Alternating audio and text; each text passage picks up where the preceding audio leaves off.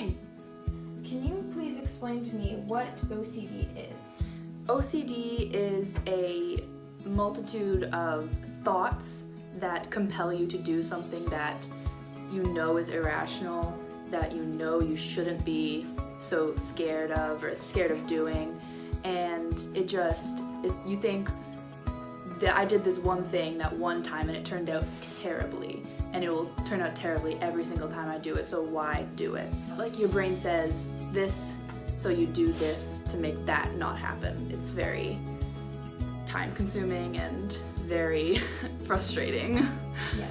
And what type of OCD do you have? I don't have a specific name for it. It's just a strain of OCD is what I was diagnosed with. But there's so many that I don't think they have names for all of them. When were you officially diagnosed with OCD? I think it was 3-4 months ago. It was at my therapist's and she was just like, yeah, that sounds like OCD, good luck. Alright, so to officially get diagnosed, you did go to a therapist? Yes. Okay. And do you believe, since hearing your diagnosis of OCD, did that change your day-to-day life in comparison to somebody without OCD? It did change it because I realized that there are a lot of things that I do that most people don't do, and it made me realize more what makes me different than everybody else and what people don't understand about it. So it changed my life in like that sense, but not in like life-changing situations. Alright. What is your typical day like with OCD? And like what does your OCD have you do? My typical day is pretty average. It's just like specific foods that I can't eat. So school lunches are a very big problem, very problematic. Then there's so I have some clothes in my room that I can't wear because I hate the feeling of it, and my brain won't let me eat or wear that kind of thing. So it's pretty average in that sense. Alright, and what are some downsides to having OCD?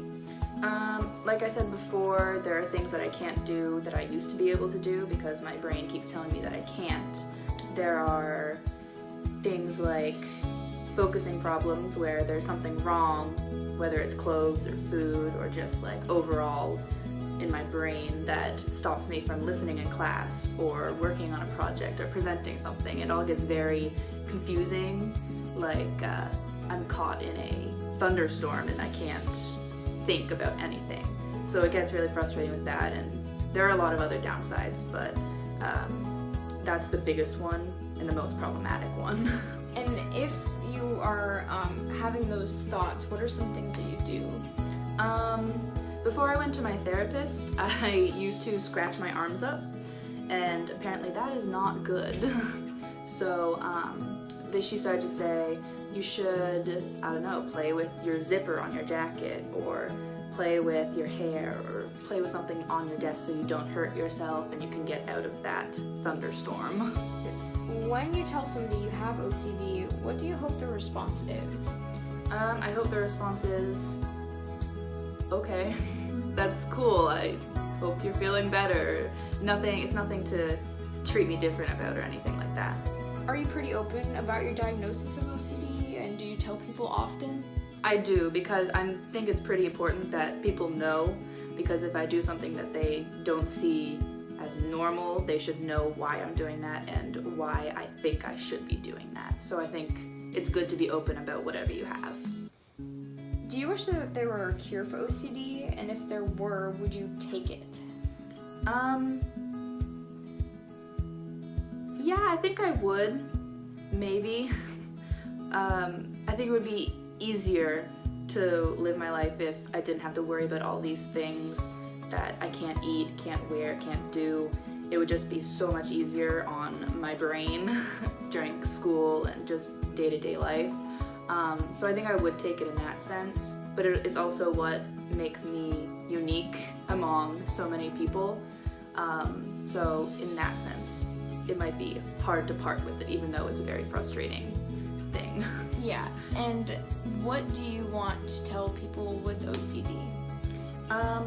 There's a lot of strains out there, and OCD is a very big umbrella term, but if you do have OCD, I would say that just embrace it, because there is no cure, and apart from like just living with it, I would say just try your best to be open and tell people that you have this, and that is why you can't do this or do that, or why you have to do this or do that.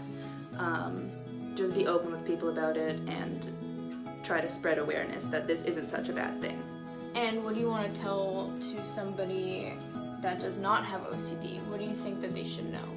I think that they should know that this is something that we cannot control, something that our brain tells us to do, and that we can't stop it. It's an irrational thought that compels us to do something or to not do something.